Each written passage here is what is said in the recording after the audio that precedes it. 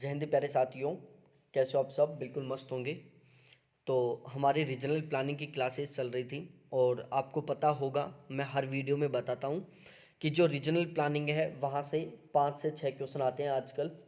पहले 1-2 क्वेश्चन आते थे रीजनल प्लानिंग से, लेकिन आजकल 5-6 क्वेश्चन आने लग गए।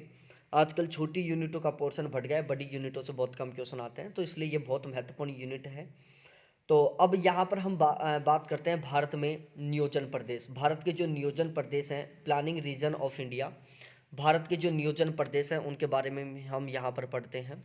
भारत में प्रकाशा राव पहले भूगोलविद थे जिन्होंने 1949 में देश को नियोजन की दृष्टि से प्रदेशों के महत्व को सर्वप्रथम बताया था।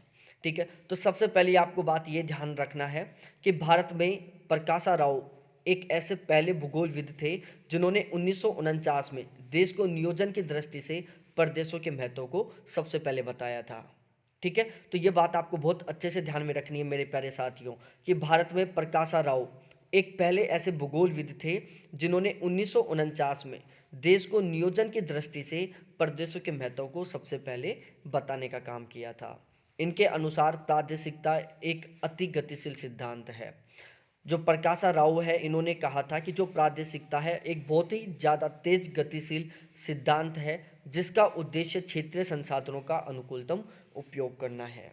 ठीक है, तो प्रकाशा राव ने कहा था कि जो प्रादेशिकता है वो एक बहुत ही तेज गतिशील सिद्धांत है और जो प्रादेशिकता है उसका सबसे बड़ा उद्देश्य है क्षेत्रीय संसाधनों का अनुकूलतम उपयोग करना। जो क्षेत्रीय संसाधन है उनका अनुकूलतम तरीके से उपयोग करना।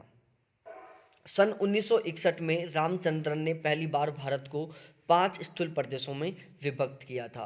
तो 1961 में रामचंद्रन ने पहली बार भारत को 5 स्थूल प्रदेशों में विभक्त किया था।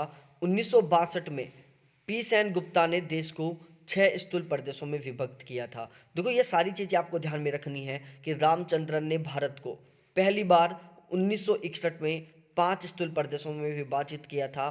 पी सेन गुप्ता ने 1962 में देश को 6 स्थूल प्रदेशों में विभाजित किया था।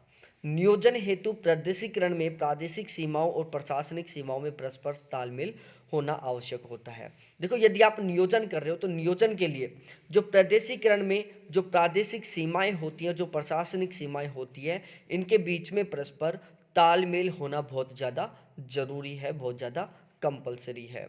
1964 में प्रकाशा राव तथा एल एस भट्ट दोनों ने मिलकर भारत को 11 स्थूल प्रदेशों तथा 51 मध्यस्तरीय प्रदेशों में विभक्त किया था। तो यहाँ से देखो, दूसरी बात निकल कर आ रही है कि प्रकाशा राव और एल एस भट्ट इन दोनों ने 1964 में मिलकर भारत को 11 स्थूल प्रदेशों और 51 मध्यस्तरीय प्रदेशों में विभक्त किया था।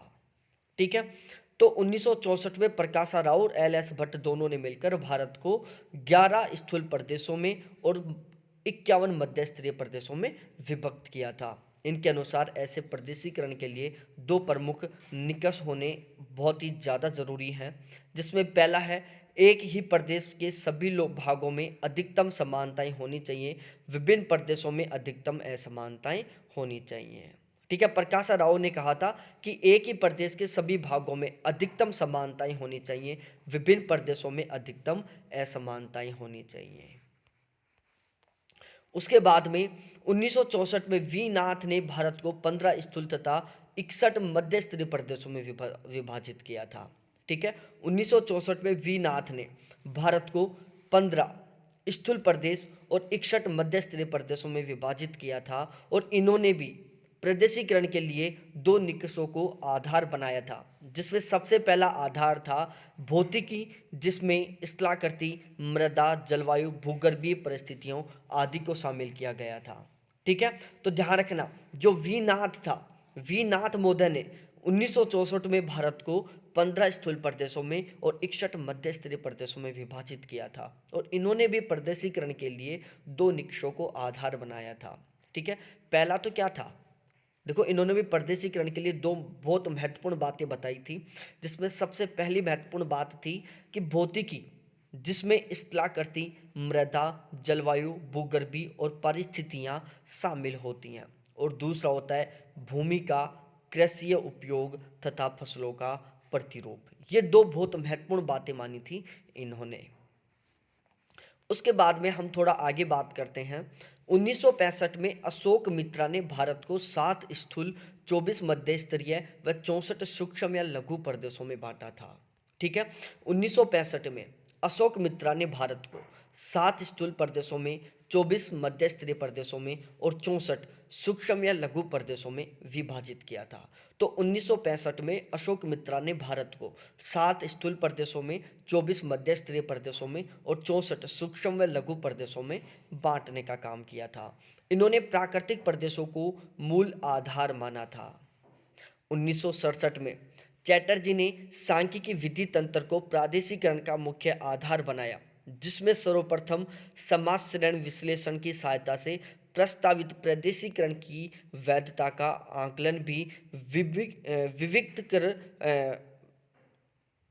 विविक्त कर प्रकार्य के आधार पर कर लिया जाता था। अब देखो आपको यहाँ पर क्या क्या बातें याद रखनी है इस पैराग्राफ में, ये मैं बता देता हूँ।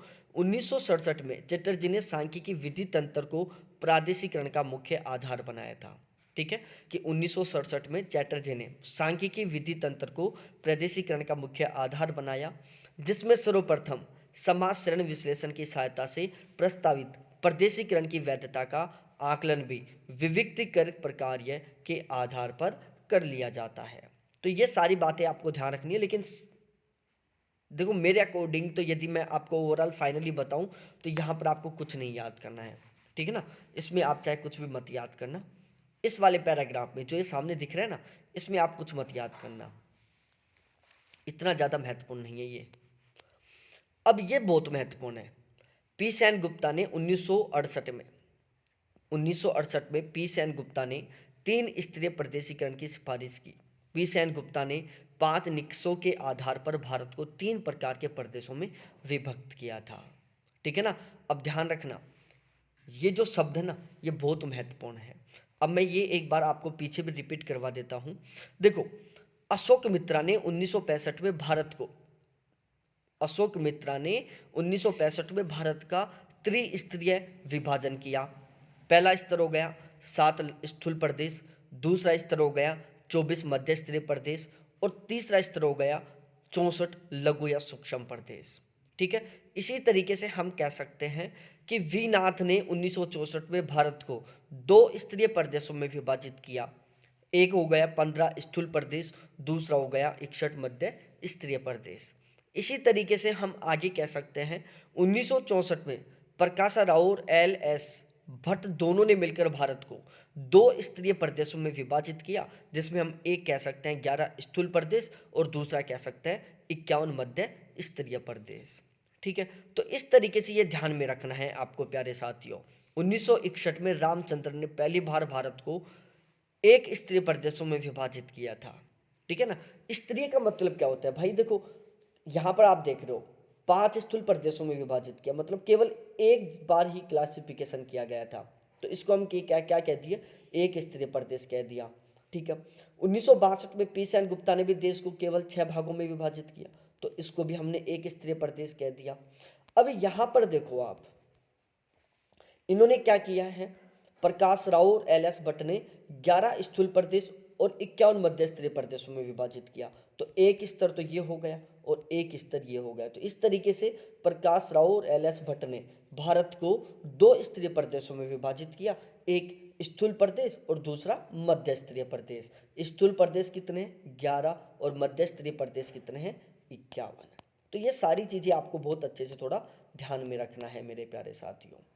अब जो हमारे पी सेन गुप्ता महोदय थे, इन्होंने 1968 में त्रिस्तरीय प्रदेशीकरण की सिफारिश की थी और इन्होंने 5 निकषों के आधार पर भारत को 3 प्रकार के प्रदेशों में विभक्त किया था। सबसे पहला लघु प्रदेश था, दूसरा मध्य प्रदेश था और तीसरा स्थूल प्रदेश था।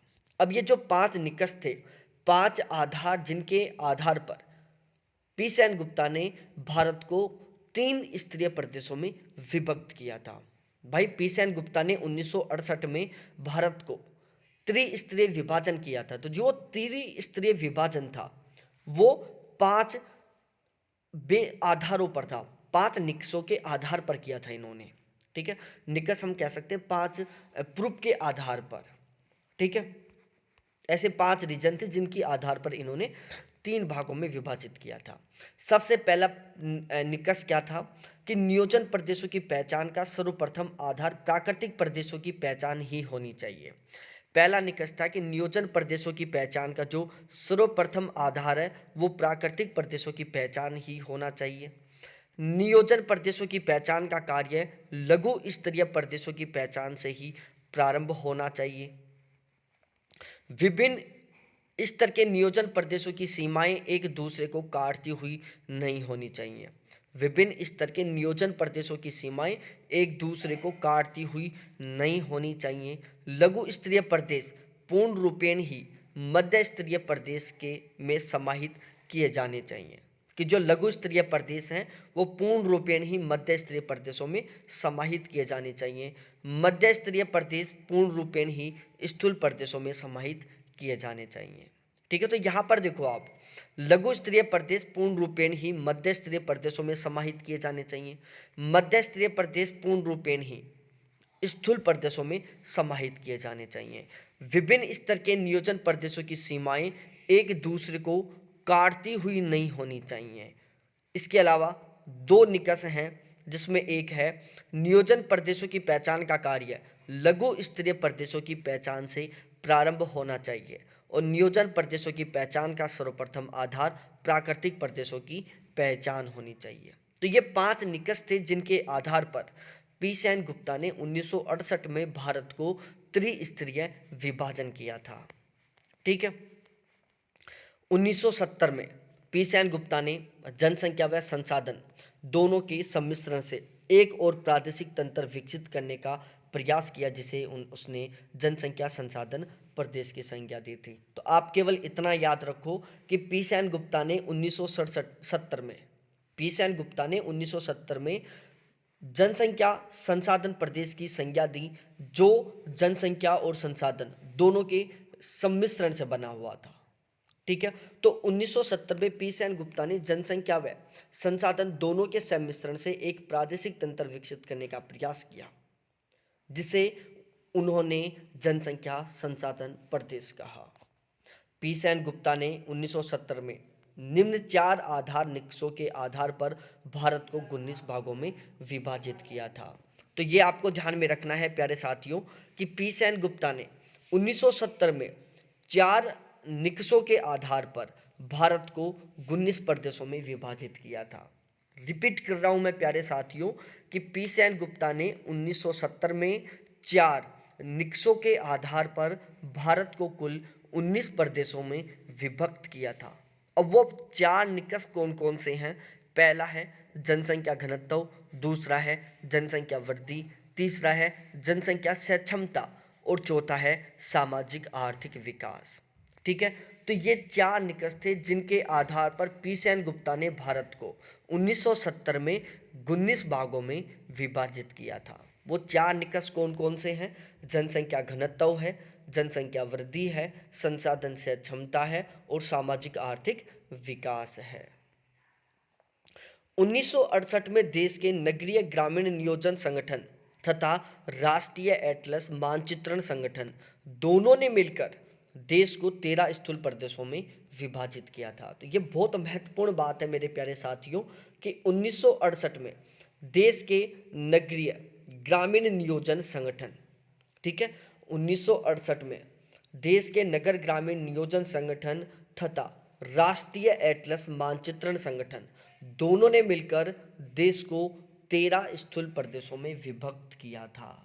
ये बहुत महत्वपूर्ण बात है। इन सारी देखो रीजनल प्लानिंग में इससे पहले जो हमने पढ़ाया था वो मत पढ़ो चाहे, लेकिन आज की क्लास में जो मैं आपको पढ़ा रहा हूँ ना, ये आप 100% याद कर लेना। यहाँ से कम 2 क्वेश्चन तो एज इट इज बनेंगे। ठीक है, एज इट इज बनेंगे यहाँ से 2 क्वेश्चन। बाकी जो पहले वाली क्लास थी उनको भी आप जरूर देखना, क्योंकि वो भी इतनी इंपॉर्टेंट ऐसा नहीं है कि चलो उनको हम इग्नोर कर दें। ठीक है ना, वहां से भी क्वेश्चन बनने की पूरी पॉसिबिलिटी होती है। यदि पेपर डीपली बनेगा तो वहां से 100% क्वेश्चन बनेगा। लेकिन ये वाला जो मैं आज की क्लास में पढ़ा रहा हूँ, क्लासिफिकेशन या फिर प्रादेशिक नियोजन, जो अलग अलग विद्वानों के द्वारा किया गया था, ये बहुत ज्यादा महत्वपूर्ण है। ठीक है, तो 1968 में देश के नगर नियोजन 1968 में देश के नगर ग्रामीण नियोजन संगठन तथा राष्ट्रीय एटलस मानचित्रण संगठन दोनों ने मिलकर देश को 13 स्थूल प्रदेशों में विभक्त किया। इसके लिए 3 निम्न निष्कर्षों का प्रयोग किया गया था। ठीक है, दोबारा से मैं रिपीट कर रहा हूँ। 1968 में देश के नगर ग्रामीण नियोजन संगठन और राष्ट्रीय एटलस मानचित्र संगठन दोनों ने मिलकर देश को 3 निकषों के आधार पर 13 स्थूल प्रदेशों में विभाजित किया था। और वो 3 निकष थे: प्रदेश की स्वावलंबिता, आर्थिक सक्षमता और पारिस्थितिकी संतुलन। ठीक है, ये 3 निकष थे। 1971 में एल.एस. भट्ट ने त्रिस्तरीय प्रादेशिक तंत्र प्रस्तावित किया। ठीक है ना। 1971 में एल.एस. भट्ट ने त्रिस्तरीय प्रादेशिक तंत्र प्रस्तावित किया। 5 स्थूल प्रदेश, 11 मध्य स्तरीय प्रदेश और 52 लघु स्तरीय प्रदेश। ठीक है, तो 1971 में एल.एस. भट्ट ने त्रिस्तरीय प्रादेशिक तंत्र प्रस्तावित किया था, जिसमें 5 स्थूल स्तर के प्रदेश थे, 11 मध्य स्तर के और 52 लघु स्तर के प्रदेश थे। 1972 में सी.एस. चंद्रशेखर ने भी भारत को नियोजन प्रदेशों में विभक्त किया था। तो सी.एस. चंद्रशेखर ने भारत को नियोजन प्रदेशों में विभक्त किया था कब? 1972 में। कब? 1972 में। सी.एस. चंद्रशेखर ने भारत का द्विस्तरीय प्रदेशीकरण किया था। द्विस्तरीय प्रदेशीकरण का मतलब है इन्होंने 2 स्तरों में विभाजित किया। पहला स्तर 13 स्थूल प्रदेश और दूसरा स्तर 35 मध्य स्तरीय प्रदेश। सी.एस. चंद्रशेखर के प्रदेशीकरण के 3 आधार थे। आधार भी बोल सकते हो आप, निकष भी कह सकते हो। ठीक है ना, क्लासिफिकेशन का आधार भी कह सकते हो। जहां पर मैंने अब तक जो निकष शब्द यूज किया है उसकी जगह पर आप आधार शब्द को भी यूज कर सकते हो। आधार शब्द है एक सिंपल लैंग्वेज का शब्द है। निकष यदि शब्द यूज होता है तो वो पेपर लेवल को थोड़ा सा डिफिकल्ट बना देता है, क्योंकि निकष शब्द हम उसका मतलब नहीं समझ पाते और हमारे लिए क्या हो जाता है, वो एक डिफिकल्ट लैंग्वेज का क्वेश्चन बन जाता है।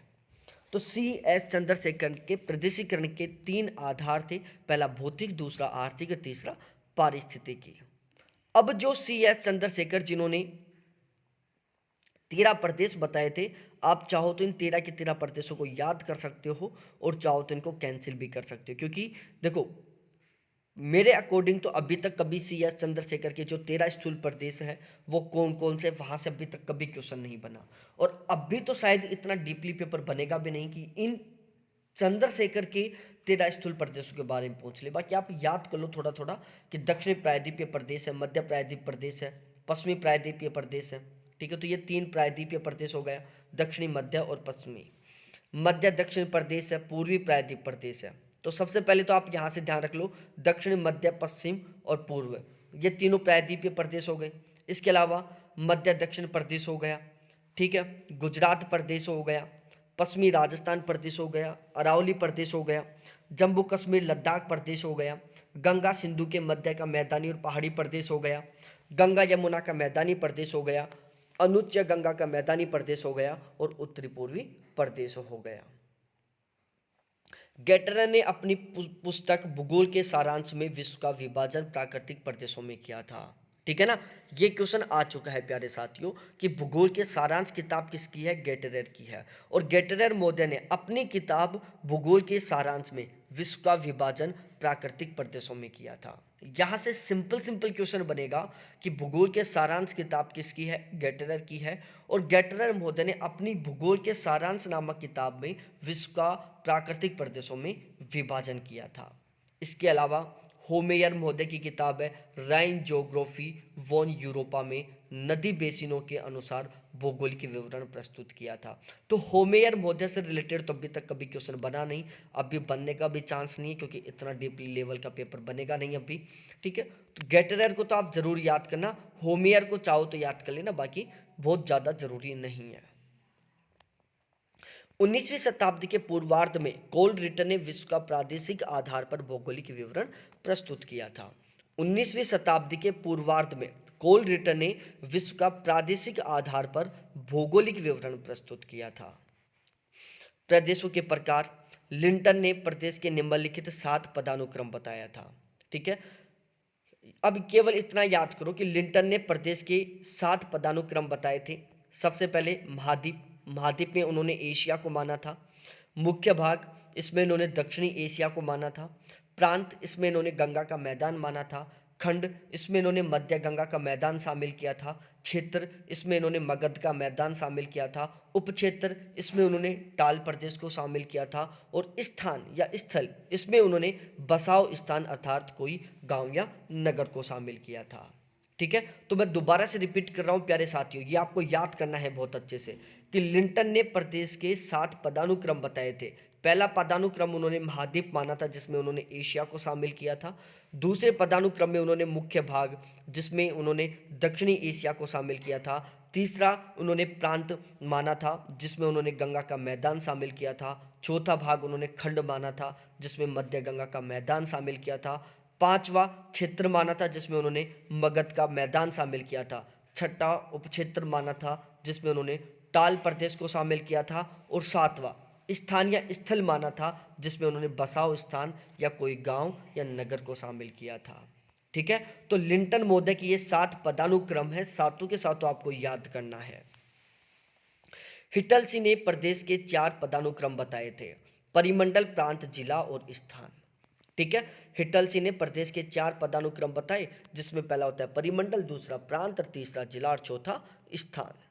आधुनिक भूगोलवेताओं ने प्रदेश के 3 प्रमुख वर्ग बताए थे। जो आधुनिक भूगोलवेता हैं, इन्होंने प्रदेश के 3 प्रमुख वर्ग बताए, जिसमें पहला समरूपता प्रदेश है, दूसरा क्रोड प्रदेश है और तीसरा तथर्थ प्रदेश है। ठीक है, तो आधुनिक भूगोलवेताओं ने प्रदेश के 3 प्रमुख वर्ग बताए थे, जिसमें पहला समरूपता प्रदेश है, दूसरा क्रोड प्रदेश और तीसरा तथर्थ प्रदेश है। समरूपता प्रदेश को पुनः 3 भागों में विभाजित किया था। समरूपता प्रदेश कौन सा होता है बताओ? समरूपता प्रदेश, हम उस प्रदेश को कहते हैं जहां पर हमें समानता पाई जाती है, जहां पर प्राकृतिक तरीके से या भौगोलिक तरीके से या भौतिकी तरीके से एक रूपता पाई जाती है। तो चाहे आप समरूपता कह दो, चाहे एक रूपता कह दो, दोनों हमें समानता को इंटीग्रेट करती हैं। ठीक है, समरूपता भी समानता को बताती है और एक रूपता भी समानता को बताती है। तो समरूपता प्रदेश को पुनः 3 भागों में विभाजित किया जाता है, एक कारक प्रदेश, बहुकारक प्रदेश और कंपोज प्रदेश। ठीक है, अब बताओ, यहां से मैं क्रॉस क्वेश्चन पुटअप कर रहा हूं आपसे कि कंपोज की संकल्पना किसने दी थी, कब दी थी? ठीक है, एक पेज की संकल्पना थी, पेज की संकल्पना किसने दी थी, कब दी थी, कहां के अध्ययन क्षेत्र पर आधारित थी? दूसरा क्रॉस क्वेश्चन है कि कंपोज प्रदेश की संकल्पना किसने दी थी और कब दी थी? ये 2 क्रॉस क्वेश्चन पूछा हूं मैं आपसे, जो मैं ऑलरेडी थॉट में पढ़ा चुका हूं मैं, तो आप इनका आंसर जरूर दें प्लीज। ठीक है, एक कारक प्रदेश भी 3 प्रकार के होते हैं, प्राकृतिक प्रदेश, आर्थिक प्रदेश और सांस्कृतिक प्रदेश। उसके बाद 1955 में रोनाल्डस ने यह टिप्पणी की कि प्रदेशों का सीमांकन वस्तुतः एक वर्गीकरण प्रक्रिया है। तो इसको चाहे आप याद करना चाहे मत करना, ज्यादा जरूरी नहीं है। अब हम थोड़ा आगे बात करते हैं। प्रदेशों के विभाजन को भौतिक मापदंडों एवं मानवीय क्रियाओं के आधार पर विभाजित किया जाता है गया है। ठीक है, प्रदेशों के विभाजन को भौतिक मापदंडों एवं मानवीय क्रियाओं के आधार पर विभाजित किया गया है। भूगोल में प्रदेश को मुख्यतः 2 भागों में विभाजित किया गया है। सबसे पहला होता है औपचारिक प्रदेश, इसको एक समान क्षेत्र के रूप में भी जाना जाता है। जो औपचारिक प्रदेश होता है, इसको एक समान क्षेत्र के रूप में जाना जाता है, क्योंकि यह एक या एक से अधिक भौतिक या सांस्कृतिक विशेषताओं को साझा करता है। औपचारिक स्थानों में एक रूपता एवं समरूपता बनी होती है, क्योंकि इनका निर्माण एक समान मिट्टी व एक समान जलवायु से होता है। ठीक है, तो आपको सबसे स्पेशली ध्यान रखना है प्यारे साथियों कि औपचारिक स्थानों में एक रूपता और समरूपता बनी होती है, क्योंकि इनका निर्माण एक समान मिट्टी और एक समान जलवायु के द्वारा होता है।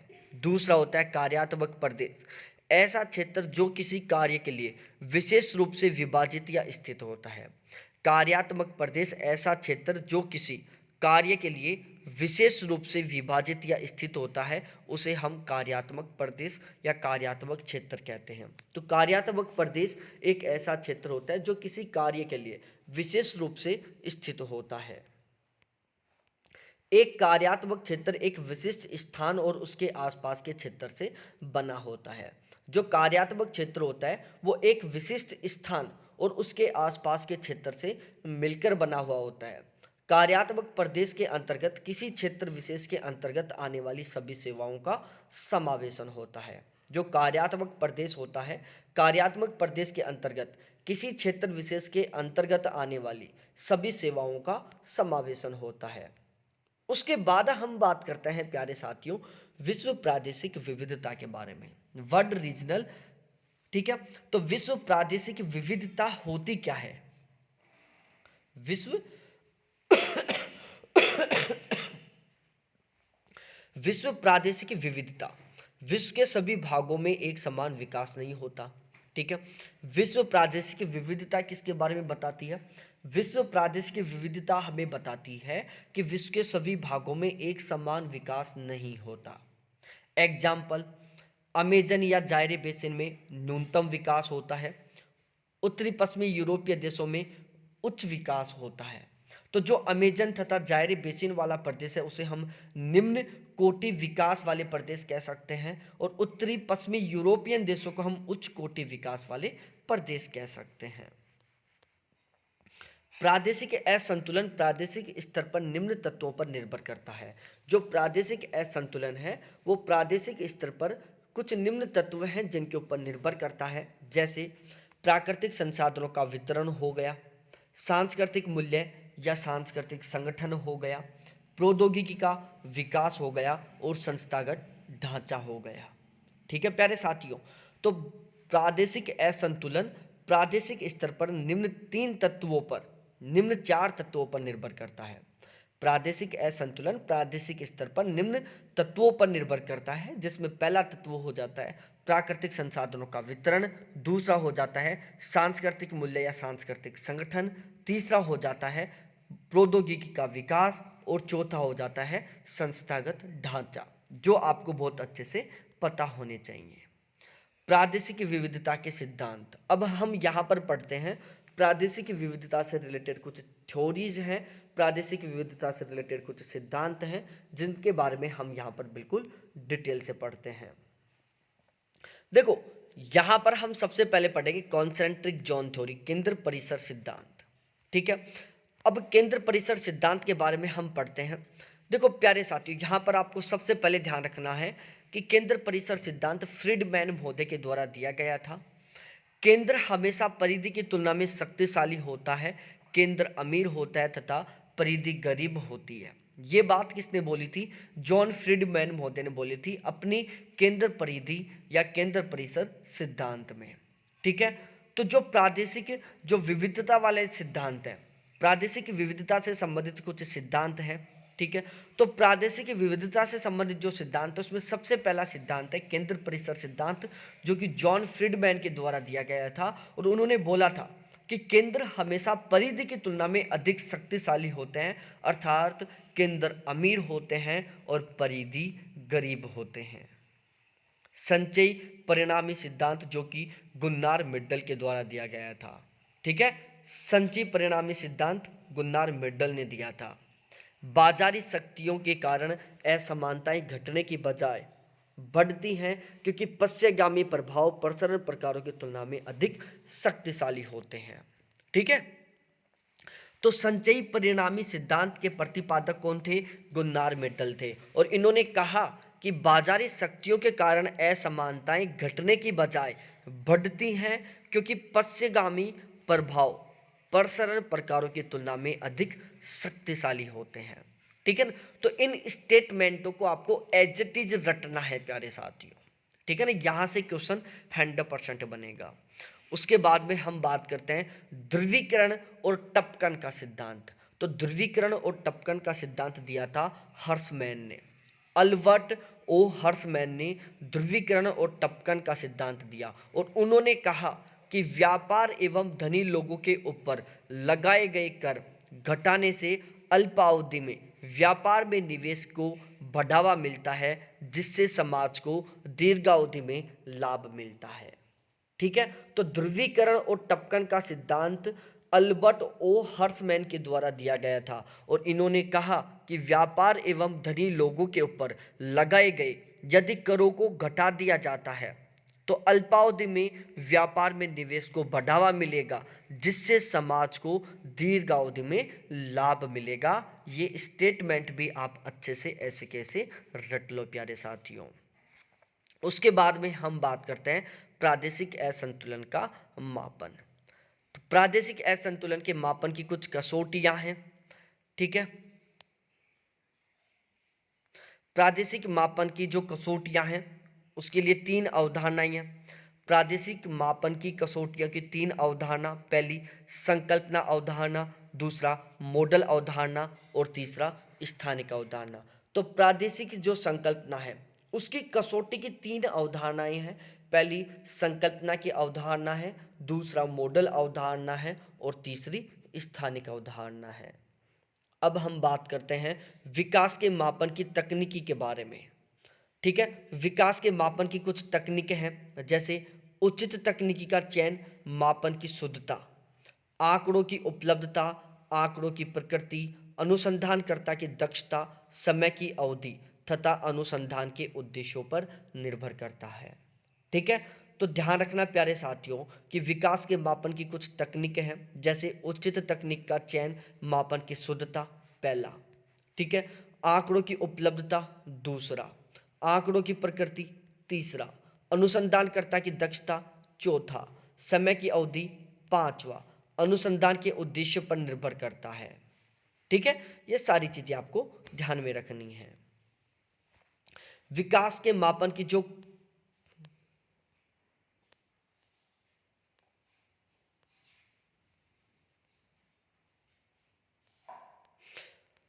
ठीक है, अब विकास के मापन की तकनीक, सबसे पहले कोटि योग होता है। सबसे अधिक मूल्य वाले सूचकांक को कोटि क्रमांक 1 तथा उससे अगले मूल्य वाले सूचकांक को कोटि क्रम 2 दे दिया जाता है। ठीक है, कि सबसे अधिक मूल्य वाले सूचकांक को कोटि क्रमांक 1 दिया जाता है तथा उससे अगले मूल्य वाले सूचकांक को कोटि क्रमांक 2 दिया जाता है। ये होता है कोटि योग, जो चाहे आप मत याद करना, सबसे महत्वपूर्ण है। अब जो मैं लाइन आपको बताने वाला हूं ये वाली, यहां से भाई साहब बहुत सारी बार क्वेश्चन बन चुका है। गुरुत्व मॉडल, गुरुत्व मॉडल देखो, गुरुत्व मॉडल से संबंधित कुछ विद्वान है, जिसमें सबसे पहले गुरुत्व मॉडल पर सबसे पहले विचार दिया था डब्ल्यू.जे. रॉयली ने 1929 में। उसके बाद में जॉर्ज के जिफ ने 1947 में। उसके बाद जे स्टुअर्ट ने 1949 में। ठीक है, तो गुरुत्व मॉडल के ऊपर सबसे पहला विचार डब्ल्यू.जे. रॉयली ने 1929 में दिया। उसके बाद जॉर्ज जे जिफ ने 1947 में दिया और उसके बाद जे स्टुअर्ट ने 1949 में दिया। जिन्होंने सर्वप्रथम प्राकृतिक विज्ञानों में प्रचलित न्यूटन गुरुत्व मॉडल की संकल्पना दी थी। ठीक है, तो भाई ये ध्यान रखना, गुरुत्व मॉडल सबसे पहले डब्ल्यू.जे. रॉयली द्वारा 1929 में दिया गया। उसके बाद जॉर्ज के जिफ द्वारा 1947 में दिया गया और उसके बाद जे स्टुअर्ट द्वारा 1949 में दिया गया। 1929 में डब्ल्यू.जे. रॉयली ने सर्वप्रथम परचून व्यापार गुरुत्वाकर्षण सिद्धांत की संकल्पना न्यूटन के सिद्धांत के आधार पर दी थी। ठीक है, तो यहां पर ध्यान रखना, सबसे महत्वपूर्ण है ये लाइन भी, कि परचून व्यापार गुरुत्वाकर्षण सिद्धांत की संकल्पना किस पर आधारित है? न्यूटन के सिद्धांत पर आधारित है, जो कि डब्ल्यू.जे. रॉयली के द्वारा 1929 में दी गई थी। उसके बाद में हम बात करते हैं मॉनिटरिंग के बारे में। समय समय पर परियोजनाओं की उपलब्धियों की यथार्थता को प्रमाणित करते रहना चाहिए, ताकि यह पता चलता रहे कि परियोजनाएं अपने लक्ष्य की प्राप्ति कर भी पा रही हैं या नहीं पा रही हैं। तो मॉनिटरिंग क्या होता है? मॉनिटरिंग का मतलब होता है कि जो भी परियोजनाएं चल रही हैं और उन परियोजनाओं की जो उपलब्धियां हैं, क्या वो परियोजना अपनी उपलब्धियों को प्राप्त कर पा रही हैं या अपनी उपलब्धियों को प्राप्त नहीं कर पा रही हैं। ध्यान रखना, मॉनिटरिंग के द्वारा हमें पता चल पाता है कि जो परियोजनाएं फिलहाल में काम कर रही हैं और उन परियोजनाओं को का जो लक्ष्य था, ठीक है भाई, फिलहाल में जो परियोजनाएं काम कर रही हैं तो वो परियोजनाएं, उनका लक्ष्य क्या है और उन्होंने अब तक क्या क्या उपलब्धियां हासिल की हैं। क्या ये परियोजनाएं अपने लक्ष्य को प्राप्त कर पाएंगी या नहीं कर पाएंगी। इन परियोजनाओं ने अभी तक कितनी उपलब्धि हासिल की है। ये सब कुछ हमें किससे पता चलता है, मॉनिटरिंग करने से पता चलता है।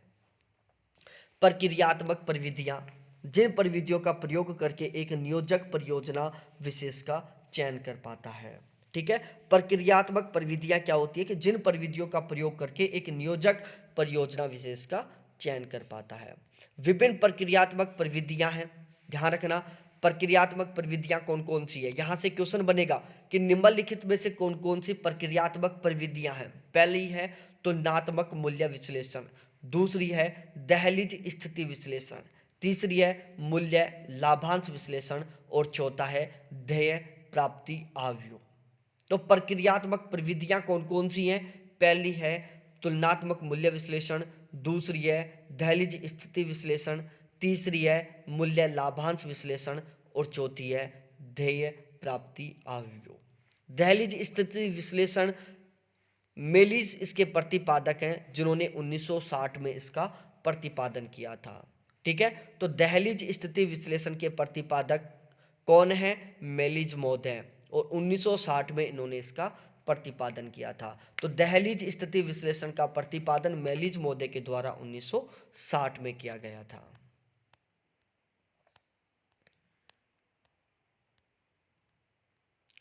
अल्प विकसित अधीन राष्ट्र का सिद्धांत।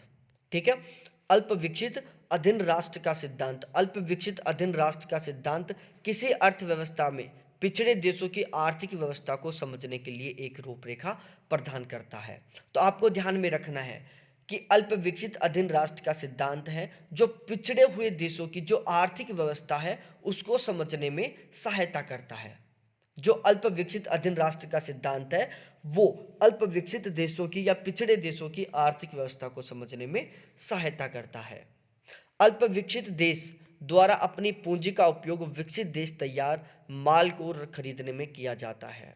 अल्प विकसित देश द्वारा अपनी पूंजी का उपयोग विकसित देश द्वारा तैयार माल को खरीदने में किया जाता है। अल्प विकसित या अविकसित देश विश्व बाजार में सस्ते श्रम और कच्चे माल की पेशकश करते हैं।